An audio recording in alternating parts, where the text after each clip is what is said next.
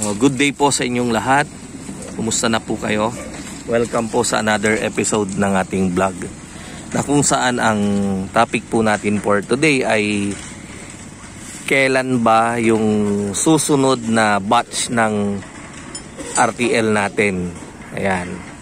So as of today, update lang po, yung ating RTL na pang July 3 ay sold out na po, sa kadahilan ng sunod-sunod yung mga nagpabook, at saka yung mga repeat customer natin ay kumuha ulit sila dahil sila ay nagkal na.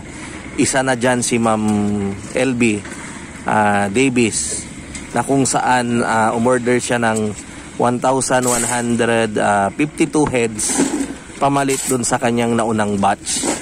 At saka umorder din sila ng 3,000 heads na RTL na ilalagay nila dun sa kanilang bagong building na kanilang pagagawa. Ayan, so umorder din si Mr. Alpici. Ayan. So kaya naubos na, sold out na. Ngayon, ang susunod po nating batch ng RTL na magiging available ay yung sisiw natin na paparting sa April 11. Ayan, so April 11. So most probably mga August na po siya magiging available na RTL. So abang-abangan nyo po yan. Pupost ko po yung eksaktong date kung kailan po tayo magkakaroon ng RTL. So abangan nyo po yan. Dun sa mga gustong magpa-book ay mag-text na lang po kayo or mag-message dito sa ating FB page na Mang Mags. Ayan. So abangan nyo po yung update ko. Ayan. So by the way po pala, shout out kay Kuya Efren.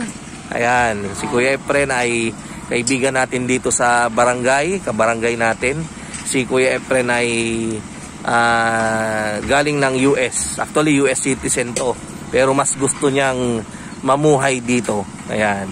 Yan si Kuya Efren, dual pala siya. Dual citizenship, Ayan. So andito po kami ngayon sa kalsadang ginagawa dito sa harapan ng bahay ni Kuya Efren. Ito po yung project ng aming butihing mayor. At dito ito sa ating barangay, na kung saan tayo naman yung barangay captain. Ayan, so yung nakikita ninyo ay yung pagbubuhos namin. Ayan, nagpapabuhos tayo ng kalsada. Ayan, so tinitignan natin. Ayan, binabantayan. Ayan, so ayan po. So maraming salamat po sa inyong panonood. Abangan nyo na lang po yung update natin. Ayan. So maraming salamat po. Mabuhay po tayong lahat at God bless.